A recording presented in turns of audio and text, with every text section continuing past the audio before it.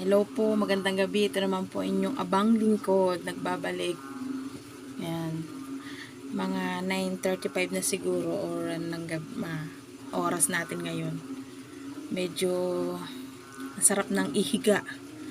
Kaso po sa ating mga nagtitindahan, hindi po pwede dahil kailangan nating porsigihin na makabenta para sa ating goal sa buhay. Sa akin po mga kami bilang baguhan na sa YouTube channel, gusto ko po sanang makilala at ipakilala yung aking maliit pero hindi ko minamaliit dahil napakalaking tulong sa akin sa aming pamilya ang aking sari-sari variety store. Yan po. Yan po yung aking munting variety store na sa 3 anak ko ay nakakatulong sa aming expenses araw-araw. Kaya bilang isang tindera, kahit sabihin nating napapagod na, pero hindi pwedeng sumuko mga kami. Dito po sa amin, marami po akong kakompetensya. Hindi lang po ako nag-iisa, pero sa isang hilera na to mula po sa dulo, kasi ito sa amin, hindi mo siya masasabi kasi nandito kami sa isang probinsya. Maraming tao, kumbaga isang barangay na kami.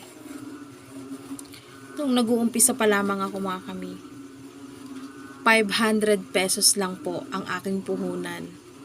Maniwala man po kayo sa hindi, dahil kami po nung time na yon hindi po kami masyadong nagkakasundo mag-asawa.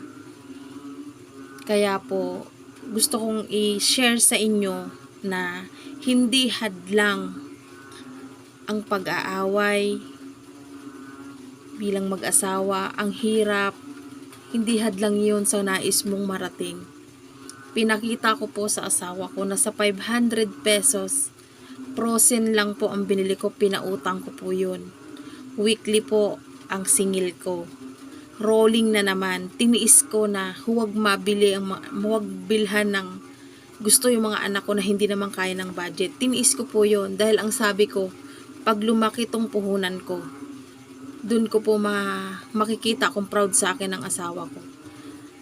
Dumating po yung time na yun mga kami, umaabot po ng 1,000 ang puhunan, ang tubo ko sa frozen na 500 ang puhunan.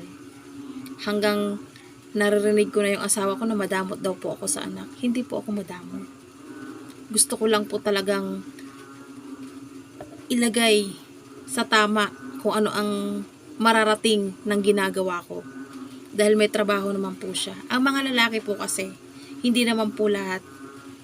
Pag may trabaho sila at ang asawa'y nasa bahay lang, nandun po yung hindi maiiwasan na madaming sinasabi. Kaya swerte po kayong mga kami na may mga asawa kayo na kahit nasa bahay kayo, wala kayo naririnig. Siguro, dahil nga iba-iba ang mga asawa natin, doon ko po pinakita sa kanya na kaya ko. Na kahit nagtatrabaho siya, hindi ako nanghihingi or ano pa man na basta yung naipapuhunan ko na 500, lumago po yung puhunan na yun. Naging 1,000 po ang tubo ng 500. Basta mga kami, ang paniningil at pagpapautang ay piling-pili din. At ang paniningil ay huwag masyadong mahigpit. Nirolling ko po yun sa 2 pirasong Lucky Me, 2 sardinas, 1 boteng mantika, tiningi-tingi, posporo, 5 pack lang po. Hanggang po nakita ng asawa ko na marunong ako sa pag-handle ng isang maliit na puhunan hanggang sa lumaki po yun. Binigyan niya po ako ng 10,000. Ipinagkatiwala niya sa akin yun, pero pinakita ko sa kanya na yung 10,000 na yun, marurolling ko ng gusto. Mga kami, 5 years na po yung tindahan ko, almost 5 or 6. Sa mga ganun po. Hindi man po lumaki yung tindahan ko ng gusto, pero nagkaroon din po ng savings ang aking mga anak, kahit papano. Yun lang po ang may pagmamalaki ko. Hindi ko man po naibigay sa kanila, kaya thank you po. Tingnan po. May bumili lang po. Yun nga po pala, balik po tayo dun sa 10K po na pinigay sa akin ng aking mister. Lumago po yun. At ito na po. Dati po nandun po siya sa kabila. Diyan. Nilipat lang po namin at dito lang po sa kwarto na naging anak ko. Ito na pong ginawa namin tindahan. Medyo malaki-laki na po ang nagagalawan. Yan na po. At kita na po talaga.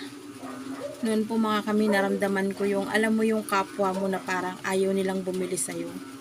Pero hinayaan ko lang kasi ang sabi ko, ayaw man nila sa akin, walang problema. Kasi hindi lang naman sila ang tao. Meron mga kami, customer na sa una sisiraan ka, mahal daw sa akin. Pero pag hindi na pautang doon dito sa akin pupunta. Relate po ba kayo doon? Ang akin po, walang problema. Yun nga po, ang buhay po ng isang tendera, talaga pong ganun. Minsan, nakakainit ng ulo, pero hindi pwedeng yun ang mangibabaw kasi naghahanap buhay tayo kahit mahirap.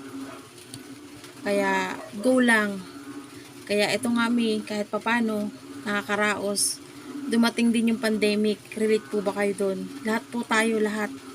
Halos nandun po yung ating pangamba. Pero sa awa ng Diyos, nakasurvive po tayong lahat kahit mahirap ang buhay.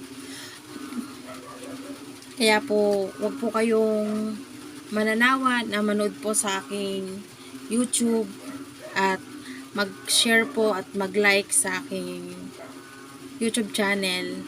At maraming salamat. Bukas po ulit ang update ng panibagong bukas, panibagong pag-asa, panibagong umaga. Laban lang po tayo. Thank you po.